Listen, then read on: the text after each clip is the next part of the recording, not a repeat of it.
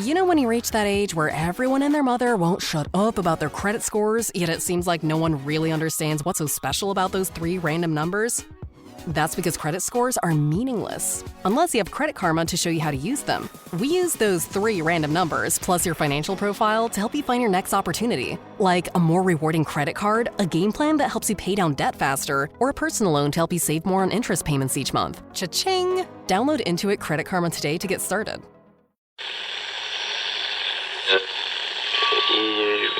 Ampire.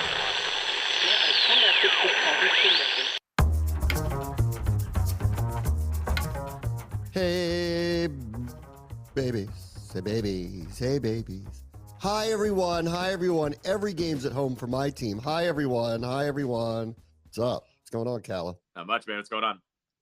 Oh, just another Thursday. Getting ready for the old Panthers. That's what's going on, Callow. That's what's happening. Getting ready. Isn't it weird that we're just talking about football for this long? Like, it feels weird that it's like, hey, there's a team that's, playing well. We're just talking about on the field things. No crest. Not talking about next year. Yeah, exactly. It's a little weird, isn't it? I talked about it yesterday. Yeah, well, I'm gonna get into this year when we start today. Keim's gonna be on at his weekly visit in a little bit. You won't see that on YouTube if you're watching here. You'll have to hear that on the radio show or the podcast because I taped it at the park with my phone. So you're not gonna see it. You're not gonna see it here. Anyway, I was actually, it was funny the other night. I do a live stream with him, and I people were asking like, who should we get in the off season? And is John Allen going to play again for this team? And I'm like, guys, I'm over the next year stuff. Like, I don't know if you've noticed, but things are different now. And I know it's around this time that we start talking about what's next to try to make it better. But I don't know if you've noticed, but we're 4-2 with the best rookie quarterback ever. And I don't know, like maybe we ought to just think about what we could do this year. So I'm with you here. Like I'm trying to be be where your feet are, Callow. That's where I'm trying to be. Be where your feet are. This team's actually good. And I'll continue to make the case, which you're going to yell at me about. I think they should try to make it better, honestly. This year gives this team a chance to go as far as it can. That's the way I feel about it. You're taking my my running mantra and applying it to the football team. My running mantra is run the mile that you're in, because I'm going to have to run 26 of them in 10 days. Who's counting? Oh, yeah. And but you're doing that, but to the football season. Let's cover the week that we're in, guys, not the draft or free agency or whose contracts are up. So I'm actually, I'm with you on that one. I'm with you on that one 100%. Yeah, I mean, like, if you want to go look at Carolina and go, is Deontay Johnson available? Well, I'll have that conversation with you, this week. But if you want to talk about which corner you like in the draft next year that's not Travis Hunter, because we're not getting a top 5 pick anymore, I'm not here for that at the moment. Please. And also, it is also, yes, very nice. The new normal is every other team seems to act crazy, and we're not the ones getting headlines about FBI probes. Like, that's nice, too. Very, very nice. Right. It's not, the wheels aren't coming off, and, when you pull over on the side of the road, your car blows up. Like, that's seemingly what this franchise has been doing for the last 10 years. So it's like we won the game, but I'm scared of the headlines the next day. Like, the weirdest thing ever. Right, you're afraid to start your car. You won. Yeah, you won, but there's going to be a public stoning, and it's like, oh, God. All right, well, whatever. Anyway, all right, let's do this. So I started to kind of survey it. A couple trades happened. Devontae went to the Jets, and Amari Cooper went to the Bills. First of probably many moves around the league. And so I started to look around because we were talking about this yesterday, and I'm like, listen, like, I want to see if there's a move to be made. I don't want it to go crazy here. And I think this group will be disciplined because they've been disciplined the whole time. So they're not going to like give up their first round pick for somebody or anything like that. And I wouldn't advocate for anything like that. But I do think that this team should be active in trying to improve the defense if the right person comes along at the right price. And if Devontae Adams and Amari Cooper are going for 3rd round picks, and these are Pro Bowl or higher type players, well, then like I would expect that as long as you're not getting the best corner, available in the NFL, that the price could be right. And so here's what I'm looking at. And this is the team I'm watching closely. And I think welcome to the new NFL where teams, because the deadline's been moved back a little bit, teams kind of know where they are. No one wants to say tanking, but if they see that their season is going the wrong way, like, where I'm going with this. Like, Cleveland bailed on Amari Cooper. Why did they do that? Because we know why. Because their season went sideways. It's not going to get better. They're not removing Deshaun for whatever reason that they're not removing Deshaun. They'll have to deal with that in the offseason. They got 2 years left with him. So that's their they're talking about next year already. They're actively doing it. So I'm looking at Cleveland, and clearly they want to sell. It is my gut that says they probably want to do it because they're probably eyeing their quarterback of the future now, whether that's Shedeur Sanders or the guy from Georgia or the guy from USC or whoever else I'm missing right now who they think might be the next good quarterback, because they could have a really terrible record by the end of the year. And that may soften the blow of whatever they do with Deshaun. Like, they might honestly just cut him. Like, I actually wouldn't be totally shocked if that's what they do at the end of the season, even though it's a massive cap hit, and turn it over to a rookie quarterback. But regardless of what they do, they're squarely in the what parts do you want to get rid of camp. That's what I think, because they got rid of Cooper, and that's not a signal of a total sell-off, but it's a signal of we're open to it, and we know we're going to lose, and we're okay with that for the rest of this season. So I'm looking at them, and they've got two things that we need.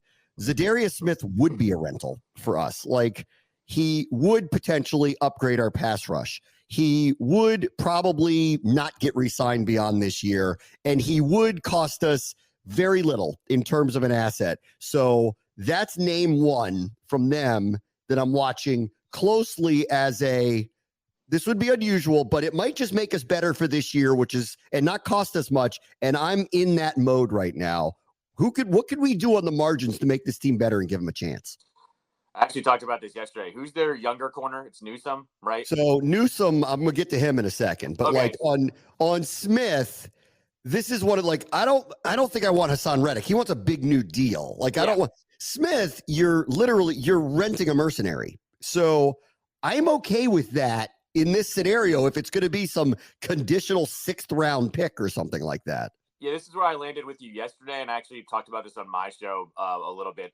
We actually don't even know what the definition of all in is anymore. Like, if all in is a 3rd round pick, then yeah, I'm with you. But anything more than that, I'm kind of out on, right? But yeah, Smith shouldn't cost you anything more than a 6th or a 5th, knowing that most teams aren't going to want to re-sign him. They're just going to want to rent him, not unlike Chase Young last year, right? But Chase Young and Montez Sweat last year did cost you, 3rd round picks and 4th round, a conditional 4th round pick, essentially. So that's that. But that was last year's market, not this year's market. So I have a feeling it would be a little bit less. And those, by the way, those guys were coming off rookie contracts essentially as well. So I'm with you. Like, I would make a small move like that for a 6th round pick. The reason I brought up Newsome, though, was because I looked at their roster, looked at both those guys, said, can you package them?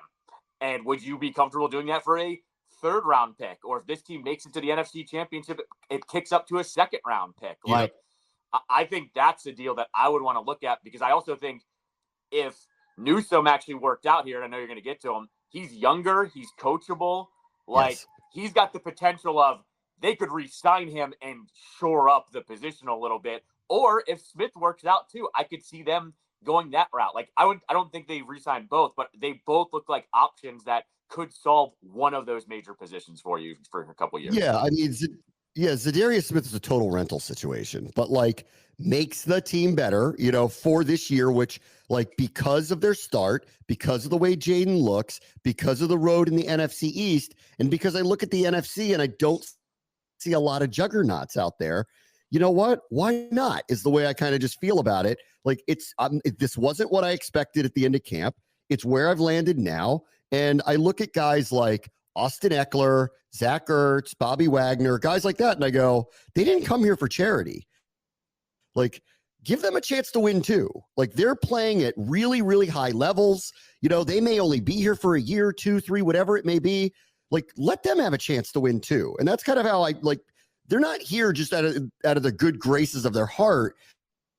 Like, they're here to win too. So I look at people like that and I go, give that locker room a chance. They're fighting their guts out. They're super smart. Like, give them a chance. And I look around the NFC, especially our division, and I'm like, I don't know, man. Like, it seems very wide open. The schedule is totally opened up for this team to go on some kind of whatever you call run with all of these home games and limited travel. Like, it's set up. Like, they got through the hard part. The first 6 on the road, at Cincinnati, at Baltimore.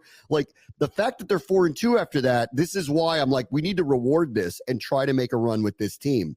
On the other one, which is corners, and again, like Cleveland, I want to look at very closely here. Like, they've got good ones, and they already signed Denzel Ward. And that's why Newsome's name keeps popping up, because are they going to pay for 2 corners at a higher rate? That's a different one. Zadarius Smith to me is a rental. If Newsome or someone like that's available, this is why I keep pointing at them, because they're clearly probably going to start selling. Well, like, that's the one where a mid-round pick seems actually logical with a re-sign. The reality here is, like, this is the weakest position group of this team, the Commanders at that spot.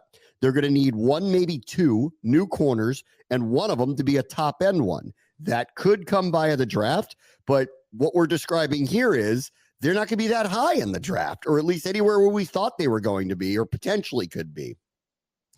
Means you have to go out in free agency and do it anyway.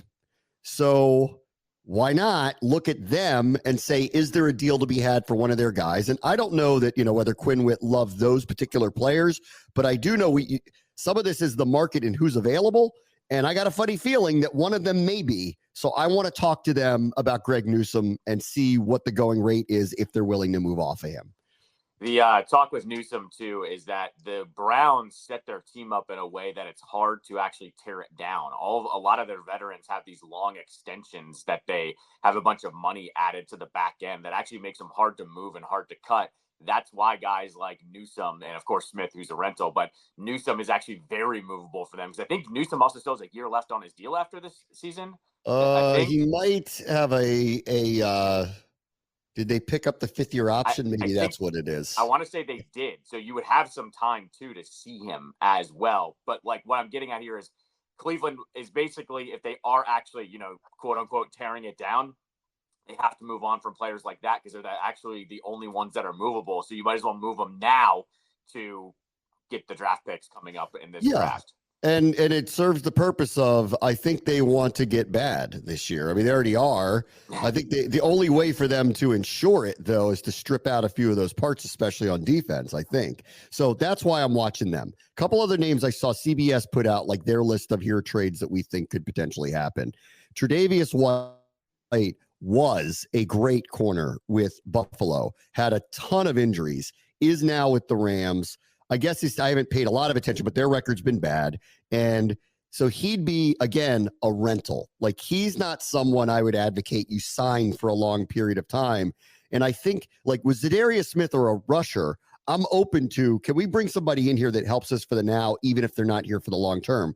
At corner, I am more inclined to go for someone like Newsome, who I re-sign, because I like him. We're trading for him. We're going to re-sign him, as opposed to someone like White. But if Newsome or those types of players aren't available, I guess I'll hear something like this out.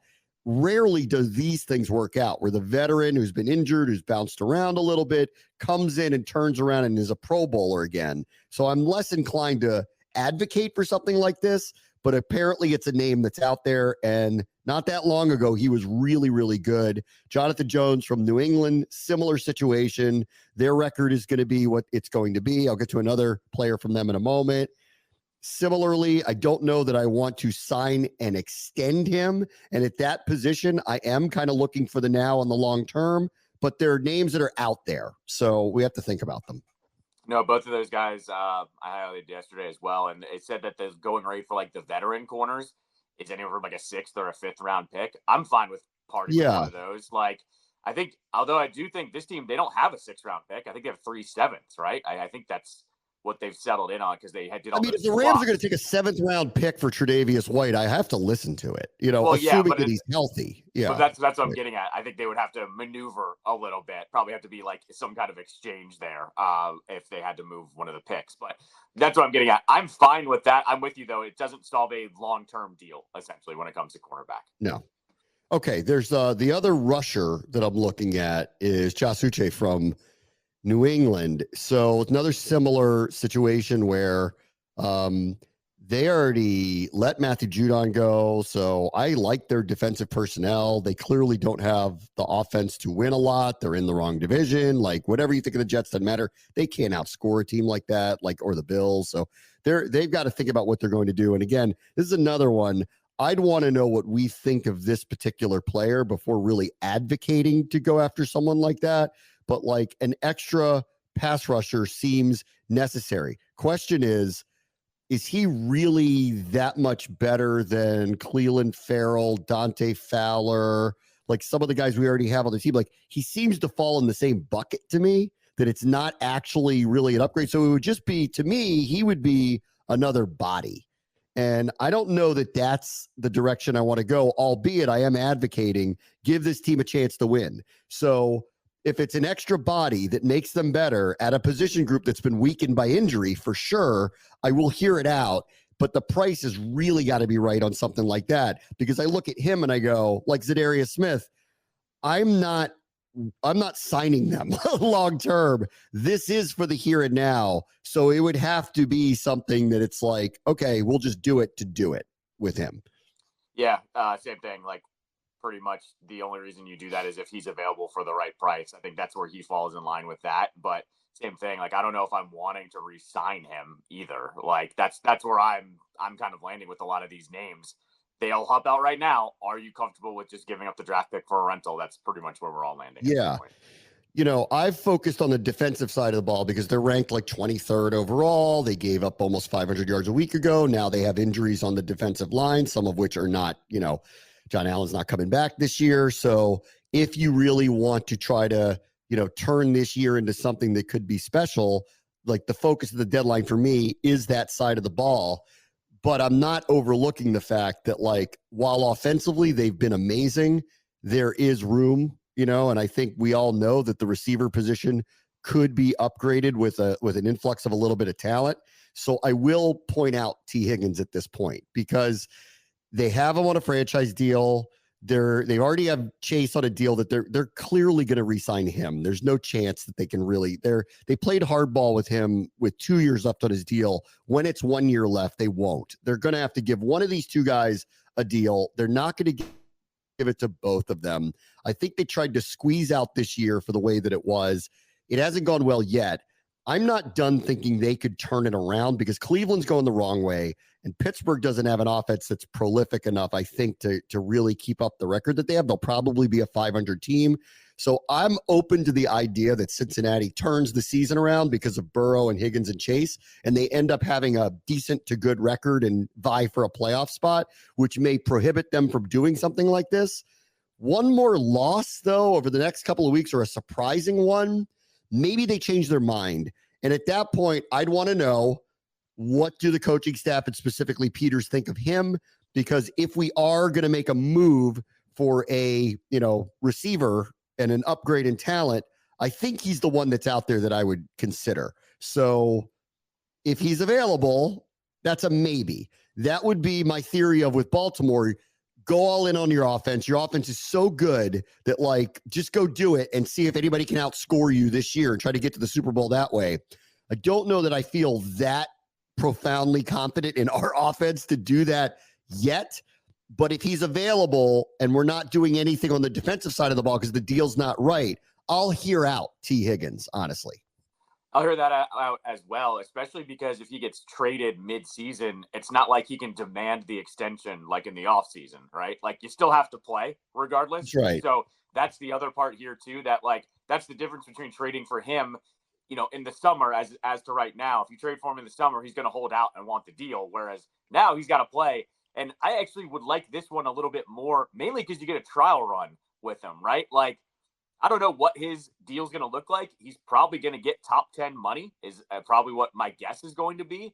But at least you'd see what he'd look like in this offense, and you'd see what it would open up with Terry and him on the other side. So I'm with you. I'd be open to that one if one of the defensive, moves doesn't make sense. I just don't know what they'd be asking for him. But I do know this. Not unlike the Browns essentially tanking and wanting to get rid of contracts, I bet you the Bengals are the financial version of that. They're probably trying to shed salary so they don't have to pay some of these guys and have a bad season. So I actually wouldn't be surprised if they were trying to move him.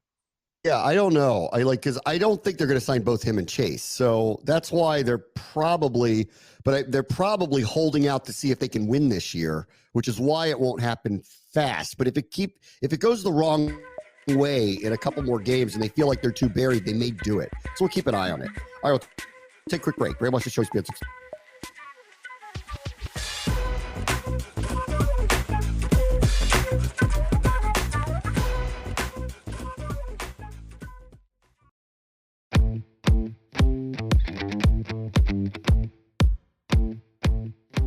All right, let's have our weekly visit with ESPN's John Keim, host of the John Keim Report. If you had been listening recently, his voice was a wreck, screaming about Lane Thomas hitting grand slam home runs. Former Nat is now Guardian, and you've got the midseason sickness too, right? So you good now? Getting ready for week 7 here? I think I'm okay. Oh, you sound good. My voice I've had a lot of tea and honey in addition to coffee, so I'm probably a little bit wound up. Need sleep, Bram. Could have used a bye week early in the year this time. But No. We get December. That's what we get around here. And I'll be fine by December. I was like, why are we stopping now? Like, there's momentum, so let's go. But I think I got a little bit more rest the last couple of days. I needed that. We all need that. We've seen this team react very well to big wins, specifically Cincinnati, continued into a 4-game win streak. How do you think they're going to react after a big loss? I think good. Because being around this team, their approach after a win will be the same after a loss. It's get back to work. And I think it's a very mature team with the leadership, with guys like Wagner and Ertz. And I think the reason why they're good after wins is because they knew, hey, it's just 4-1. Nothing's been accomplished yet. So you have to keep working. And I don't think that Sunday was a result of them, slipping or anything like that. I think they just faced a better team. So I think if they continue to take that approach, which I think they will, then I think they will react well. And I think I have more confidence in them and the staff than I've had in the past. I think there were times the last couple of years where they just didn't have the right leadership to really, I think, had enough of the right leadership, whether from the staff or in the locker room to, I think, always build on or to always keep building. Where are you on last week? They give up almost 500 yards to the number 1 rated offense in the NFL with an MVP quarterback and maybe the best run game I've seen in a very long time, versus Washington's been a bottom third to bottom half defense the whole time. So where are you in trying to square all of that off the Ravens game? Well, I think the sins were magnified. And I think Baltimore really, really pounced on the intent of them to stop the run game. In the first half, they did a decent job against the run game. Well, when you put 8 in the box. Well, that's right. But also, and I was going to say, but that's also because they were throwing the ball pretty well. They didn't need to run as much, but they were okay against the run. They weren't giving up the explosives that they gave up later in the run game. So, but it was also because of that. And then even Dan Quinn said on Monday, if you're going to play man, if you want to play man, then you got to hold up and you got to get the pass rush home. So that's right. I think this is going to be a defense that's going to be a bottom half defense. They just have to get to a level where they can be in that 16 to 20 range versus 24 to 32 range, which is where they're hovering. And can they get there? And there's some things that you look and say they can clean this up. You watch some of the zone coverage issues, some of those should be easy to clean up because there are a couple of them that's kind of in talking to other people who know a lot more about defense than I do, that was kind of a basic coverage that one guy messed up. And so you should in theory be able to fix that. And so you could be able to improve internally, but I think what we saw the other day is a defense that's flawed, has a lot more work to do to build to get to a certain point, and it was exposed by a really good offense. The best offense they'll face this year. And so now they're injured. John Allen's gone for the year. Javonte Jean-Baptiste, just a rookie, but playing in the rotation, not going to play this week, at least for a month. Dorrance Armstrong, as of Wednesday, isn't practicing, and we'll just have to see. They're banged up pretty bad. What do you make of that moving forward? How big a deal in your mind is Allen being out for the year? I think it's certainly a big deal because he was not playing at a Pro Bowl level. I think we all know that. And Deron Payne is not playing at a Pro Bowl level. He's still a quality defensive starter in the NFL. They don't have enough of those guys, and to lose one, it hurts. And now your depth is really going to be tested, and it's not just okay. And I know like some fans are like, oh, he wasn't doing well anyway. He's still a quality defensive starter, and there are teams a lot of teams would have taken him tomorrow if he were still healthy. So you keep that in mind, but then it's also like, now what are you elevating? So now Fedarian Mathis and Johnny Newton have to play more. Well, I think I like Johnny Newton where he can get to. He's not there yet. He's got a lot to learn to get to that point. And so now you're going to play them more. Fedarian Mathis is probably going to have to play a little bit more. How is he going to handle the bigger load? Then you're elevating Sheldon Day into another role. Well, how is that going to look for your rotation? So I just think that leads to a lot of questions, right? And then losing Armstrong. Armstrong's been playing well. And, I think he's done a nice job at end. Javonte Jean-Baptiste has been a good rotational end for them. So, so I think there's a big impact, and especially like this is the game, Carolina, where they do have a good offensive line and they can hurt you on the ground. So like that is going to be an issue this week, I would think. I think Armstrong has been their most consistent, at least for a month, defensive lineman. And not close. So I think, again, I'm not trying to downplay Allen. I'm with you on this. Like, the people who say, he wasn't doing very much. Really? That guy, they don't have anybody better than him, and he'd be a starter on just about every team. Okay, he's not Aaron Donald. I get it. Like, Armstrong, though, he's been an impact player, actually, for them on the line. So if he's marginalized or not playing, that is a big deal. I would agree with you. I think he's been very good, and I think you started to see more because, with ends, it's really when you're getting sacks, then you get noticed. But even in that a couple weeks ago, was it the Cardinals game? The Cardinals opened up with this really good first drive. I remember talking to him after a couple days later. It's like his first series was really good. He was making plays. It's that other guys were not. But the point is, even in a bad drive, he was making plays, and he was like, you could see it then. Like for a couple games, you would see it, and it start to build, and he was really playing well. So I agree with you. I think he's a key loss. And I think the other thing is, too, that Quinn talked about him last week, which is he's a really smart player. And you need guys up front who are smart. And his communication skills are really good. So he is good at identifying things and passing along that information. You don't he's not a Pro Bowler. He's a good defensive end for them. And he also serves a big purpose with those other intangibles. Tuesday nights, we do a live stream together, mainly recapping whatever happened on Sunday and looking ahead, and last night, and you can check that out on the Ampire Media YouTube page, Tuesday nights at 7:30, and then, of course, hear the recap on your podcast that night or the next day. The conversation went to a deeper part of where I wasn't sure it was going to go, but based on the injuries, based on the state of the defense, and based on this team's record, I've kind of landed on, look at the NFC East, look at the opportunities that's in front of them. I know this is year one, and it's really, really, really unconventional, and we started talking a lot about, should Adam Peters get aggressive?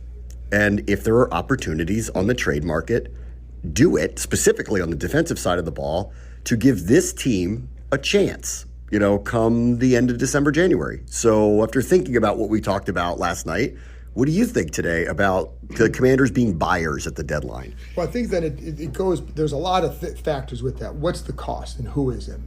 Do they fit into their vision? They have a lot of salary cap space in the offseason right now, number 2 in the NFL. They have 9 draft picks. So if they wanted to make a move, they can certainly afford it.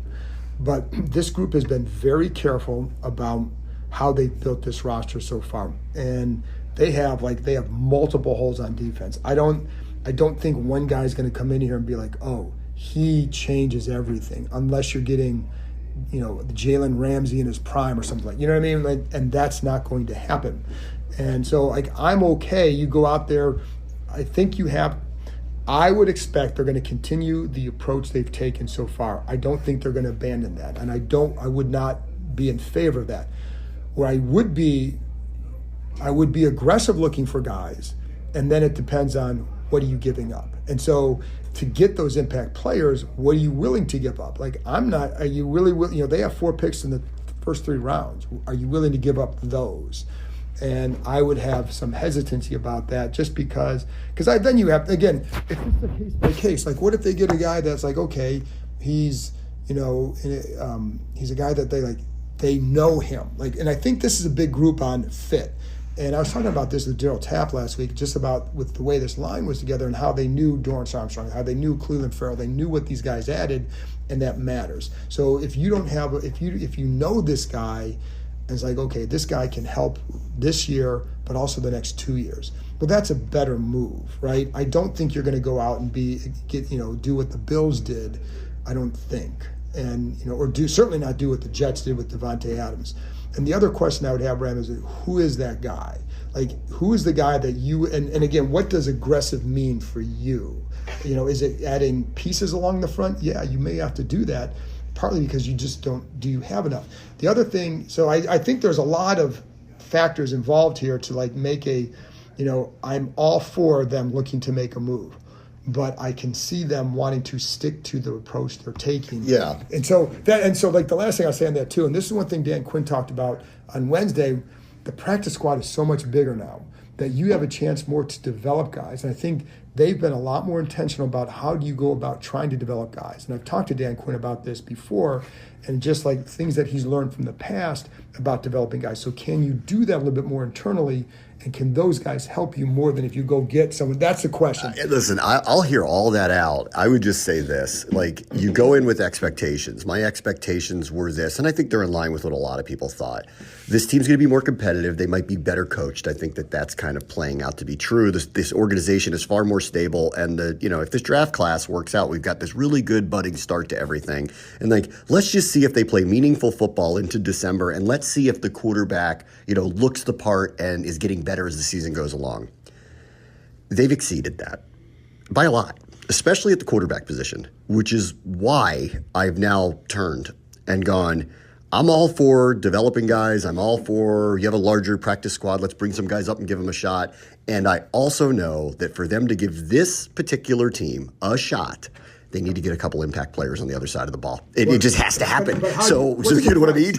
What's the price and who are they? Sheldon Day is not going to be the answer to their problems. And I would agree with that, but what's an impact player for you? That's the question. And then impact players cost. So that's costly. Yes. So but I watch someone like Devontae Adams, and I'm not saying get a receiver, but I'm using him as an example. We have 9 draft picks. That's a 3rd-round pick that went to them. He's an impact player. Right. Okay. Do you have somebody on that side of the ball, a corner, who's going to go because they're not going to re-sign him for a 3rd-round pick? Yes, please. So that's where I am on that. And that's why I say, that's the cost. So if there's a 3rd-round pick, to me, the exorbitant is 2nd and above, right? 3rd-round pick, now you're iffy on that. But if it's let's say Cleveland has the corners and they want to get rid of one and you're giving up a 3rd-round pick, that's a little bit different. Now I know Emerson is a guy that people talked about in the offseason. He's been up and down this year. So is he really the answer now? Newsome. I'm sorry, that's what I meant. Newsome, not Emerson. Newsome is what I meant. And then he's the one who's been a little bit more up and down. So, is he the answer? I don't know. And does he make you better? Well, yeah, because you have a need at corner. But I still, that's one where, again, I think it depends on who it is and what's the cost. So I'm not against it, but I would be against them abandoning their approach to then toss it out. I agree with that, but the opportunity's in front of them. I gave you this example lesson, a baseball example, where people are angry at the Orioles because they have these really great players and a million prospects, but they haven't traded any of the assets that they have to make their team better in the now, all in this idea of their time is about to come, right? Well, Washington feels like, from a football standpoint, in a similar odd spot where I don't think anyone expected it to be this good on one side of the ball for sure, this fast. And because of it, I've changed my mind about it, where I'm like, you know what? Give Bobby Wagner, Zach Ertz, Austin Eckler, some of these guys that came here, a shot to actually win. This isn't a charity case for them. They're on a team that can actually compete and potentially win, but you have to decide that this team has a shot to do it, and therefore pay a little bit more of a price than maybe you even anticipated you'd have to do it on their behalf. And I think then so the good thing is there's a few more weeks before that deadline. So if you go out and beat Carolina and then you beat the Bears next week, you're looking at a 6-2 team. Now you're different. If you split those games, you're 4-3. Are you really going to abandon your approach when you've beat the teams you've beaten are maybe not that top tier? Like, so where are you really? The two top tier teams you've played were Tampa and Baltimore. Yeah. So now I don't discount the wins at all because 4 in a row is tough. And 2 in a row on the road is really tough. They won in Cincinnati on a Monday night. Right. But I agree with that. Like, I'm not discounting that. But if you're looking to change your approach, then I think you have to take all, like, where, if I'm Adam Peters, I'm like, where are we really? Now, I also know, like, they like this roster more going into the season than people thought. They love Jaden Daniels. Like, I know they thought he's going to be good right away. So how, like, I would have to ask them, like, how surprised are you at what's going on? That's what I need to know. Right. And that's what we has don't know. Their internal projections of where they thought they would be as accelerated as I think they actually are. But I do know this. You can't win with a defense that gives up that many yards, that many plays, and now has injuries at primary spots. So if you are going to exceed your expectations and give this team a chance to win, then I do think you have to adjust and think about it. How many guys do you need on the defense to make it better? One corner is not making it dramatic. I agree, but it makes it. But what if this team is going to be scoring among top 5 scoring teams in the NFL? If you look at the schedule, that's a possibility. If that's the case, get a pass rusher because I think you can then impact it more with that. And you can help all the corners, right? And so, and I know, listen, it's a hand-in-hand thing. So I would always just say, what's the cost and how's the fit? Because I know, like, my frustration always, every year in free agency, I get questions from every fan, or not every fan, but I get questions about every big name, like, why don't they just go get this guy? Like, because he's not that good right now. Like, people, when we were in that chat, who'd they bring up? J.C. Horn. Well, because he's got a name. He's been injured a lot. That's my point. Like, you have to look at fit. Yeah, I agree. It's a case-by-case basis. I'm not just saying get somebody. And I don't think this front office looks at it, but all I'm saying is I think we've all come to this idea of they're really looking for the future. But the future is now because of 4-2. And I think to give this team a fair shot, they have to do something. I think I think then again, it's what's the cost and what's the long term. If you can get a corner, like, here's the other problem. I was looking at this before we did the live stream. What corners are really, like, you look at the top corners who may be free agents in 2025 and who might be available now, and there aren't a lot of them. And the ones who are pretty good are all with good teams. That's right. That's the hard part. That's why we mentioned Cleveland, and they've already been a seller. Correct. Right. And I think that's one, like, I'm going to them. It's just like if I'm on shopping on Instagram, I'm looking for those 70% off deals. If I'm them, I'm doing the same damn thing. Like, I'll talk to Cleveland about Newsome or anybody on their roster, like, who else is available? And to see, is this a possibility? Because if you can get someone on the cheap, then that's great. I also do wonder, is Cleveland, after the way their season is going, looking to get out of a lot of contracts to make sure their record's terrible, to have a very high draft pick for a quarterback, because clearly the guy that's under contract with them is not their future. Correct. And that's what I'm saying. Like, I'm all for you. You owe it to everybody, and I think you would do this anyway, but you owe it to everybody, yourself, the organization, the fans, the players especially, to explore that opportunity. So I'm not going to sit here and say, yeah, you absolutely have to do it. It has to make sense. And I think you would agree with that. I do. Yeah. I will cheerlead a little bit more than you. I'm exuberant about it. I'm also yelling and screaming from the booth every week, and I see what they're doing on one side of the ball, and I go, I'm like, you know what? Give these guys a shot to win. Let's stop talking about next year. This year is in play big time. Go look around the NFC East. It is big time in play for them. Yeah, and I also know, like, you already have the parade down Constitution planned out, so that's – but it is, I'm going to be more measured in just saying that I would look for the opportunity. Absolutely, because you don't know. If you don't, like, what if you wanted one of those corners, like, oh yeah, I really like this corner, and then you find out later, like, they got him for a 4th-round pick? Crap. I know. And so but I don't think that scenario exists. One thing I know about Josh Harris is he will demand to have, I guarantee they're having meetings about this already, and he's going to go through every scenario. Okay, you're telling me that you don't want to do this. Well, have you thought about this? What about this guy?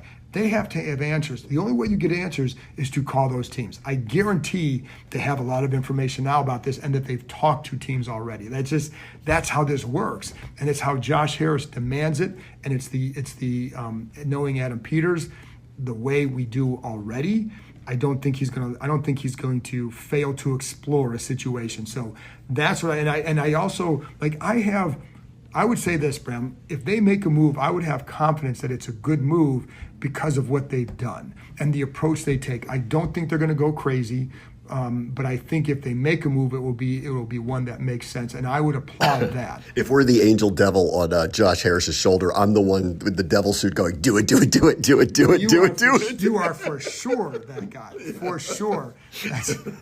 And now I got this little image of you with a little little red outfit with a pitchfork doing that. So yes, and like I said, there is an opportunity, and I think the good thing is you'll get more information the next couple weeks before we hit that deadline to know, does it really make sense, and what else do you really need? And well, we know what they need. They need D linemen, and they need corners. Yeah. Period. That's not going to change in 2 weeks. All right, as always, thank you. I'll see you out there on Sunday. Thanks, Bram.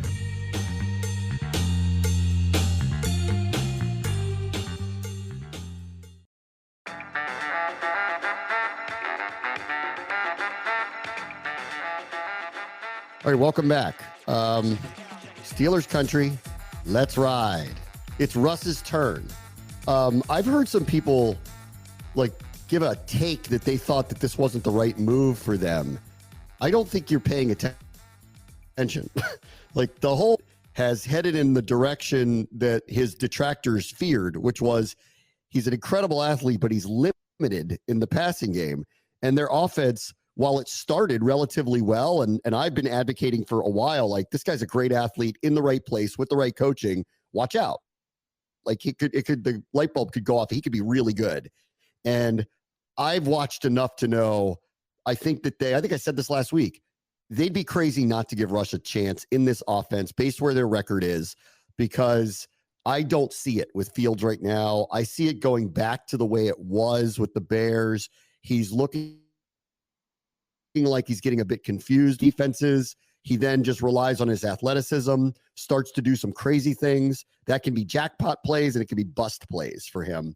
And I don't feel like Tomlin likes consistency, and I got a feeling that ain't flying with him. You will get consistent play out of Russ. You could complain about a lot of things with him, but you will get that. And I actually think Pittsburgh's doing the right thing here, at least for this period of time. Navigate your way into mid-November, December, and if you're near 500, make the choice then. Who do you want to go with? But I think it would be dereliction of duty if they don't give Russ an opportunity to see if this team functions a little bit more consistently on offense with Russ at quarterback. So I don't even get the complaint about it. I actually think it's the right thing to do. No, I think their offense has been okay the last couple of weeks. It's just, what you're getting with Justin Fields. And I think when you look at them trying to win a Super Bowl, well, we know which quarterback is going to play quarterback the more normal way, and that's Russ. And I'm with you. I'm with the fans that that are mad that Fields is getting benched with the record the way that it is. But I also think sometimes you look at a team and we're not winning a Super Bowl with the way that we're playing right now. And that's where it goes with Fields right now. They're not going to win a championship with the way he plays quarterback. You have to pull the trigger at Russ at some point. And I actually, though, what's funny is they probably gave Russ a couple more weeks than he absolutely needed to. You and I both know how the NFL works. He probably... Because they were winning. Right. Because they were winning. And also, though, you also want to make sure Russ is legitimately healthy. That was a hamstring injury. That thing could flare up and all of a sudden, he ends up getting, hurt and it keeps recurring. So I think they were also kind of on the fence of make sure he's actually healthy, and then we'll give him a chance in this offense. I think you had to pull the trigger at some point. We all knew both of these quarterbacks were going to play at some point this season. Let's see. In Dallas, Jerry doubled down on these guys, it's not their jobs to ask me the questions about the things that I did that set up our roster for the type of year that predictably were actually happening. But because we're the Cowboys, people suspend belief that maybe their roster isn't as good as it was a year ago, and therefore their record won't be the same. And oh, by the way, they have no history of winning over the last generation. So it's not like they've been the Patriots. They've been a good team who actually drafted drafts typically pretty well, has competitive teams, but they never get over the top. I mean, that's kind of been what they were. So he goes after him again. It's one of two things for me now, because Jerry knows the media plays it so well. He either did this purposefully because he changed the conversation away from his team that got embarrassed the other day, or he is getting old and is doing old man things. So I'm not sure which one it is, because he's getting roundly criticized for doing what he did for good reason. You know, he doesn't pay these hosts. Like when he said, I'll pay you. That's not your job. I don't pay you to do this. He doesn't pay them. So he's either the old man who forgot this isn't the in-house media interview. It's a different interview. Yes, they pay the Cowboys to have him. He doesn't pay them, the host, to conduct the interviews. So he either got confused, right? Or he did it on purpose. And I'm not sure which one it is. It's somewhere in the middle, though, I think. He did say, I can get someone else to ask me these questions. He didn't say... He could demand that the host doesn't interview him. Like, sure. Trust me, I don't need to tell this. I'm not going to tell this story publicly, but, like, I've been involved in things like that, sure, where there were other people doing interviews and suddenly I was doing them. Right. Okay? But what I'm getting at is I think there was an overreaction of people thinking that Jerry was coming for their jobs. I think Jerry was just like, I'll take these to another show. That's what I think he was really getting at there. I thought that was way blown out of proportion. You hit the nail on the head, though. He's doing this to distract from the game on Sunday. Like, that was their worst loss under his ownership. And they've signed Dak. They've signed CeeDee Lamb. They're paying other players. All this did was deflect everything from the game onto Jerry. And Jerry doesn't care. He owns the team. He's going to make the money. I told you this before. The Cowboys have a little Cubs in them these days. Like, as long as they're good, they're still printing money. You have to pay attention because they're good. Stephen A is going to react to every loss. Like, they're actually rolling in it pretty well. Jerry did this to distract from the fact that an NFC contender and the Lions didn't just beat his team, embarrassed them. We're throwing the hook and lateral plays. Like, linemen are catching touchdowns. Dan Campbell was out to embarrass his team, and nobody was talking about it on Tuesday. Nobody was talking about it. So I think it was a pure Jerry, Vince McMahon, hey, everyone, look over here. Don't pay attention to that mess that happened on Sunday afternoon. Al Michaels' nightmare tonight. Injured Saints versus Denver. That's an interesting choice of a matchup just to start with. I guess they're going with the Peyton versus the Saints thing, which, I mean, I'll hear you, but nobody cares about. Like, it took me a second to realize that was the case. And because it's Bo Nix versus Spencer Rattler, the teeth are out of that selling point to me. So y'all let me know how that one goes tonight. And lastly, Caps round 3 at home. They get Dallas. What do you got? What do you got tonight? Dallas, they're always a sneaky hard opponent. If you want to believe, I think it's like the Caps haven't beaten Dallas at home in over like 10 years or something ridiculous like that, because they only come here one time. I forget what the actual number is, but they have not beaten Dallas at home in a million years or whatever the stat is. The Caps played really well on Tuesday. The Stars are a good team. I'm not going to give you a prediction here, but I think it's going to be a close one. Give me like a 3-2 game, 4-3 game some type of game like that. We'll see what happens here in goal. I'm pretty sure Lindgren's going to get the start. I liked Thompson really well on Tuesday night. Let's see if this is our first little jockeying for the number 1 goaltender position. We'll see what Lindgren does against a good team. Let's see. Ovechkin was moved positions. He had 2 assists after the moving the positions. There it is. Changes position every game. Change it every game. You'll get the results you're looking for. Yeah. Every game. Goaltender. Somewhere else every game. Keep them locked in. All right, everybody. The stat for Ovechkin, by the way, we didn't mention it. He's the 6th player in NHL history, 700 goals, 700 assists. Just another big, milestone for him. Just another one. All right. We'll talk to you tomorrow. Bram, what's the show? ESPN 630 Sports Capital.